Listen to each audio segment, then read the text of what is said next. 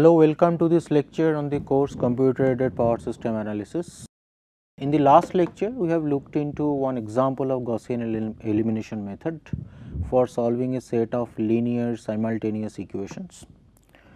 We have seen that this method is quite easy to program and is also very powerful, and it also does not need any kind of explicit matrix inversion. So, then therefore, this method is quite computationally handy, as we do not have to inverse a matrix. However, in this process of Gaussian elimination, the sparsity of this matrix actually gets lost. Now, when we have started our discussion regarding the solution of our power flow equation involving the Jacobian matrices, unknown quantities and the mismatch vectors, we have noted that this Jacobian matrix is actually quite sparse, and then we said that because we have to invert this Jacobian matrix which is quite sparse, so it requires a lot of computational work, and also as the inverse of a sparse matrix is not necessarily a sparse matrix itself. So, then therefore, we are actually losing the advantage of handling a sparse matrix. So, as a result, we have started looking into the alternative methods of solving a set of linear equations, and in that course of action we have looked into this Gaussian elimination method, which really does not require any explicit matrix inversion. But in this process, as we will just today will discuss, that in this process we are often bound to lose the advantage of the sparsity. So, now let us look at this, that why it is so. Now, if we look at this, so now let us look at one initial matrix. So, in this matrix at the left hand side, these crosses are nothing but this non-zero quantities, and the small circles are basically nothing but the 0. So, then therefore, if this matrix we are looking into, so then therefore, what we get is something like this. So, we have got matrix A is given by A11, A12, A13, A14, and then we will have A21, A22, then we will have A21, A22, these two are 0, then we have A31 and A33, then we have A31 0, A33 0, and then we have A41, A44, and we have A41 0 0 A44. So, this is the original matrix. Now, if we wish to do the Gaussian elimination, so our first step would be first step. So, after first step, what we do? We will simply divide this first row by A1. So, we will take this A11 as the pivot. So, we take A11 as pivot and simply divide the first row by this pivot. So, after this first step, what we get is, we get something like 1, then let us say A12 dash, A13 dash, A14 dash, and this becomes A21, and these two are the remaining rows in the first step remain unchanged. So, remaining rows in the first step remain unchanged, where A1 j dash is actually A1 j by A11 for j is equal to 2, 3, 4. So, now if we do the second step, so in the second step, what do we do? In the second step, what we do? We will do multiply this first row by A21 and then simply subtract this row from this row. So, then therefore, what we get is in the second step we get 1 A12 dash, A13 dash, A14 dash, and then this becomes 0 because it would be simply this minus this, then this becomes A22 dash, and where A22 dash should be, where A22 dash is, where A22 dash is nothing but A22 minus A12 dash into A22, right. So, this is A22 dash. This would be A23 dash and this would be A24 dash, and the rest of the, let us say we are not considering now this elimination of these matrices, sorry, these elements. So, this let us keep this as it is 0 0 A44. Now, what is A22 dash and now actually what is A23 dash and A24 dash? A234 dash would be A23 dash would be 0 minus A13 dash into A21. So, this would be a non-zero quantity. Similarly, A24 dash would be 0 minus A14 dash into A21, it is also a non-zero quantity. So, then what does it mean? It means that in the original matrix, that is in the originally given matrix, these two terms are 0, these two terms are 0.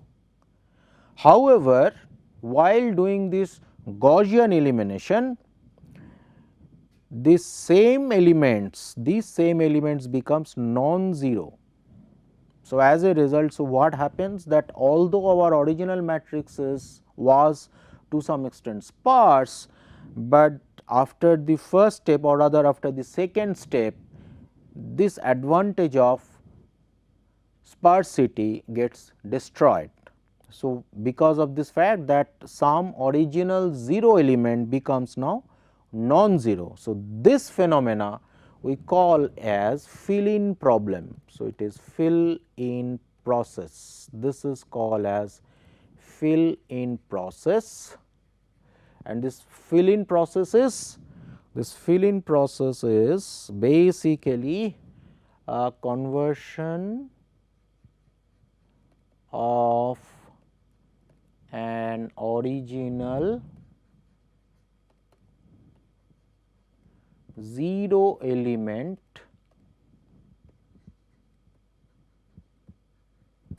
to non-zero element.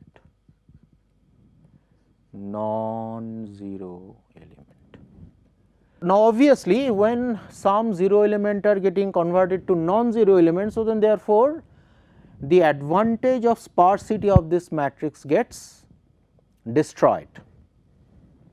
So, here if we look at this, so then what happens is that we have just now seen that, I mean, this is a problem of fill-in. So, here this is a problem of fill-in, this is also a problem of fill-in. In this case also it will, here also we will have a fill-in problem by the same logic, because this particular term would be 0 minus 1 into this. So, then therefore, here also we will have a fill-in problem, here also we will have a fill-in problem, here also we will have a fill-in problem, here also we will have a fill-in problem. So, then therefore, what happens after all this process over? Now, if we just look into it, originally in this matrix there were 6 0 elements, 1, 2, 3, 4, 5, 6. Originally there were 6 0 elements, but after we are finished with the first step In fact, it is not first step in our parlance, but let us say that after we are finished with the first step, instead of original 6 0 elements, we are only left with 3 0 elements, and all the original 0 elements they are being converted to non-zero elements because of this fill in problem. So, then therefore, we can see that if we apply this Gaussian elimination method as it is without any such modification, we will have the fill in problem, which will ultimately destroy the sparsity of the matrix.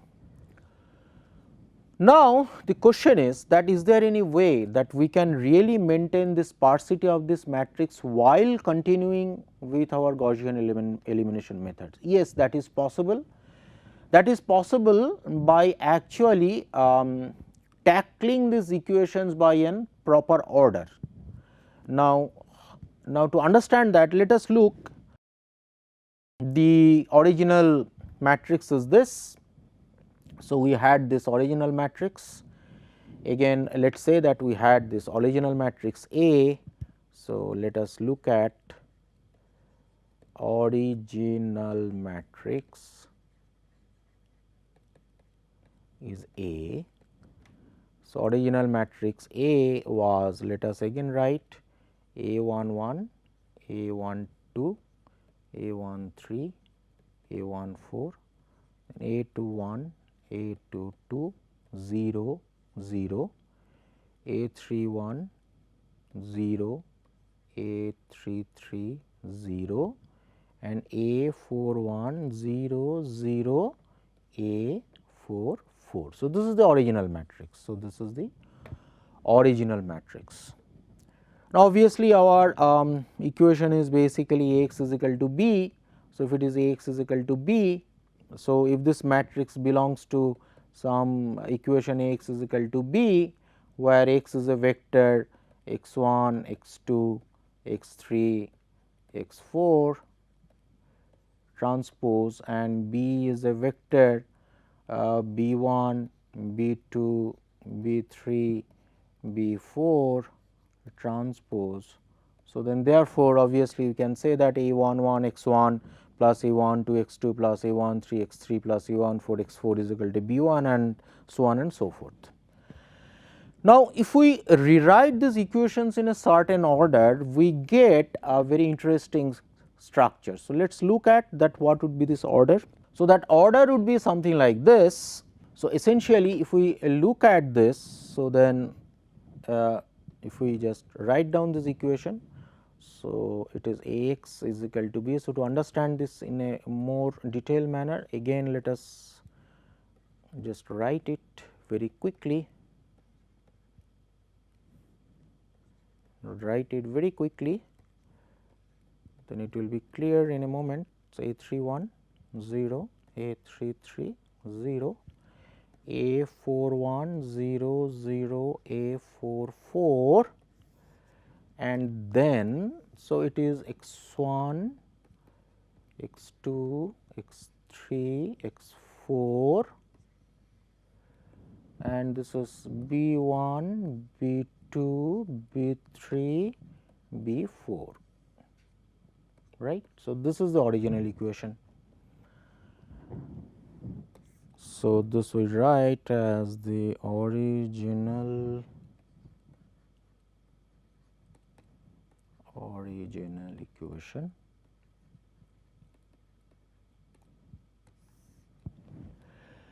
Now, what we do is this.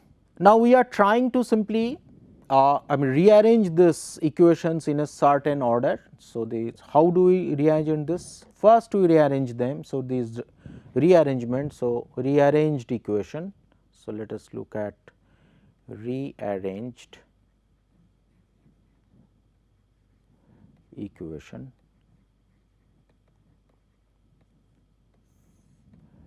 So, there is some matrix, that same matrix we would be writing them in this rearrangement. Then here also we would be have some rearrangement, and here what we do is we have B4, B3, B2, B1. So, B4, B3, B2, B1. Now, because this is B4, so now what happens?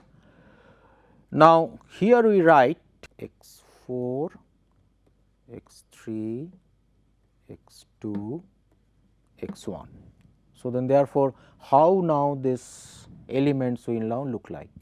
So, then because this is, so now if we look at this here, equations are a11 x1 plus a12 x2 plus a13 x3 plus a14 x4 is equal to B1, then a21 x1 plus a22 x2 is equal to B2, a31 x1 plus a33 x3 is equal to B3, and it is a41 x1 plus a44 x4 is equal to B4.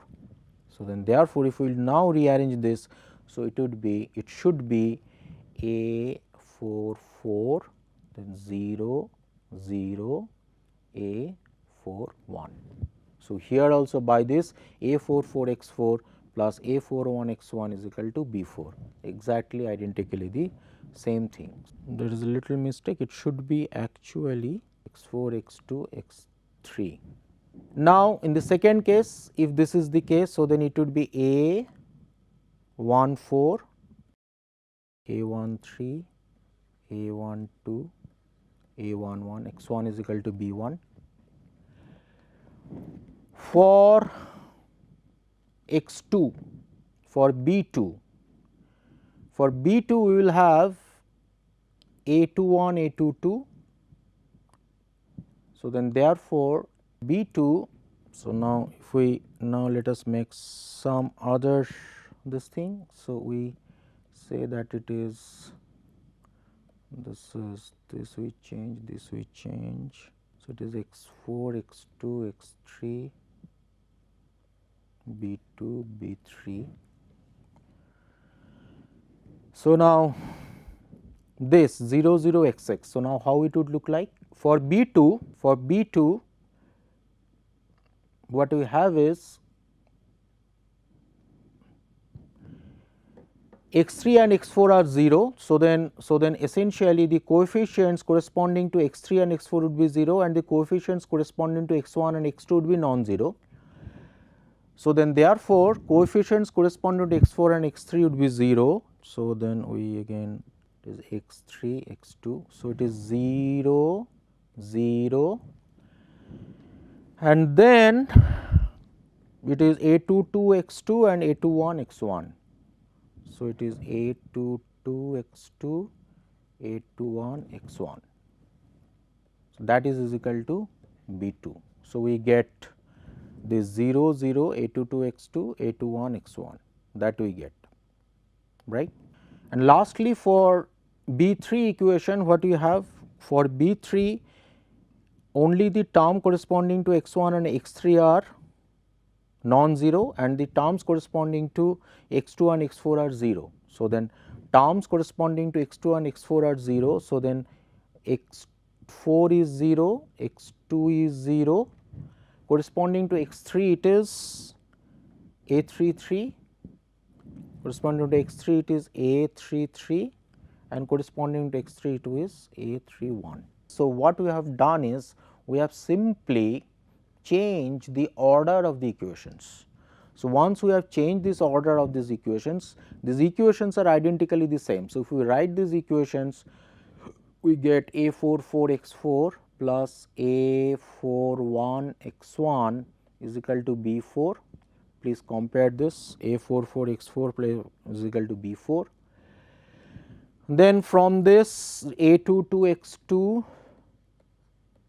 plus a21 x1 is equal to B2, a22 x2 plus a21 x1 is equal to B2. From this a33 x3 A33x3 plus A31, sorry, this is x1 should be x1, A31 x1 is equal to B3. So, let us check A33 x3 plus A31 x1 is equal to B3, and the last one is A14 x4 plus A13 x3 plus A12 x2 plus A11 x1 is equal to B1. So, please cross check it. So, it is A14 x4 plus A13 x3 plus A12 x2 plus A11 x1 is equal to B1. So, then basically the equations are remaining the same, only thing is that what we have done is we have simply rewritten these equations in a certain order. Now, so then therefore, basically this structure we have here represented here. So, these are all non-zero elements. So, now if we do this Gaussian elimination on this, so then what do I get? So, now our rearranged matrix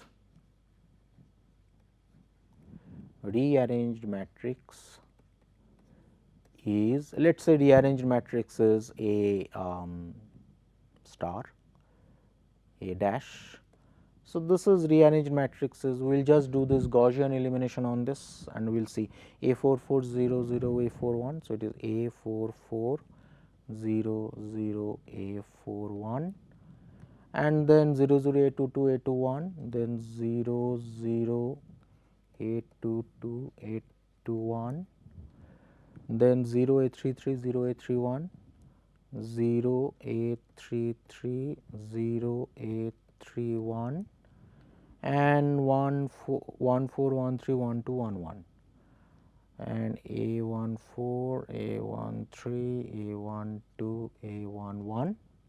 So, this is rearranged matrix. So, the first what we get, we do is that 1 0 0 A41 dash and this rest become as it is,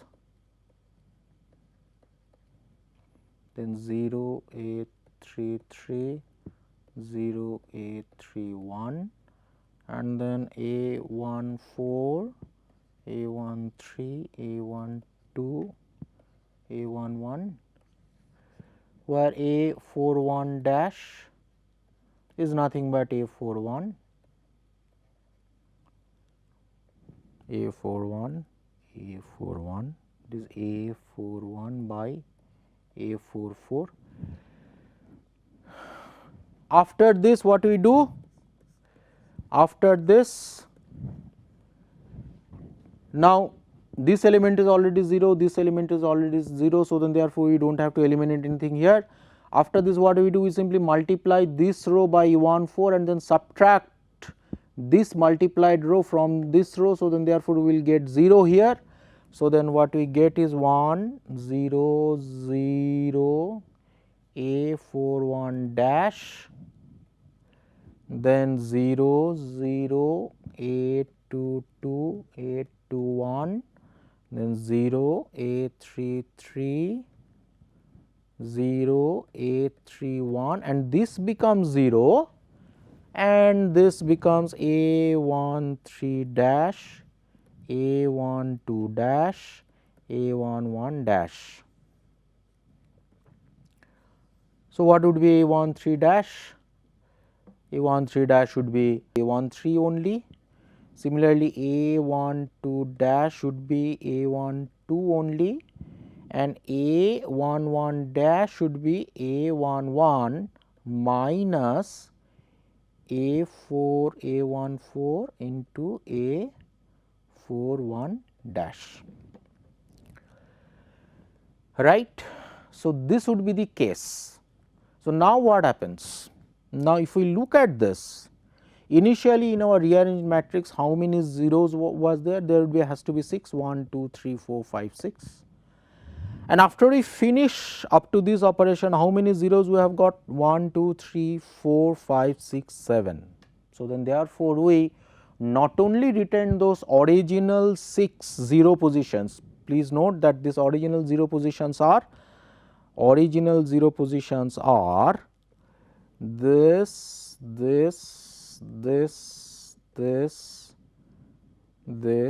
and this. So, these are the original 0 positions. So, this and this. So, these are the original 0 positions, and the new 0 position we have created is this.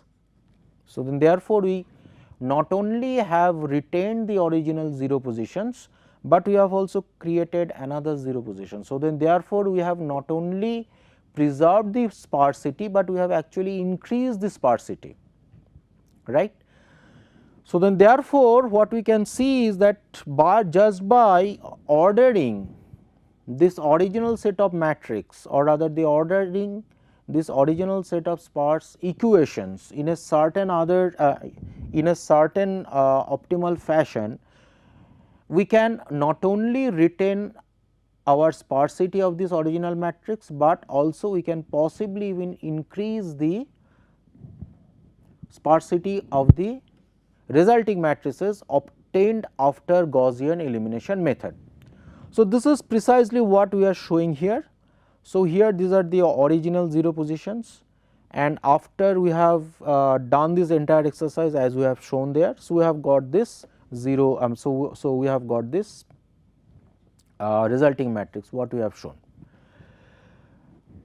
So, then therefore, from this we can see that if we order the original set of equations in a certain fashion, so we can simply preserve this sparsity, and also we can possibly increase the sparsity. So, then therefore, the question begs that what should be this original order? There as such, rather than there is as such no scientific there is as such no foolproof mathematical method exists, but there are certain strategies are available. So, here we will be discussing those strategies very briefly. So, one such strategy is, so then strategies for optimal ordering. So, strategies for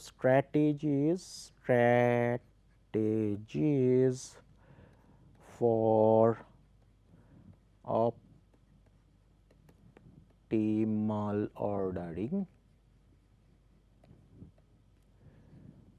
So, there are different strategies. Here we would be discussing only 3 strategies very briefly. So, strategy 1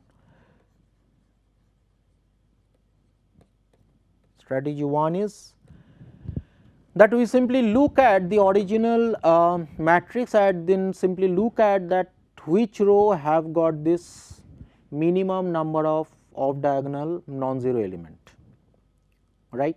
So, then basically we simply ordered the rows vis-a-vis, we simply ordered the rows in an increasing order with respect to their number of non-zero off diagonal matrices.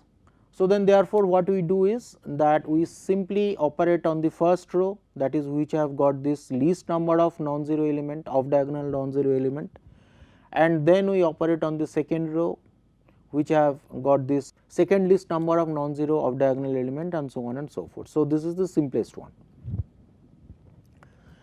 In strategy 2, what we do is that we first start with the row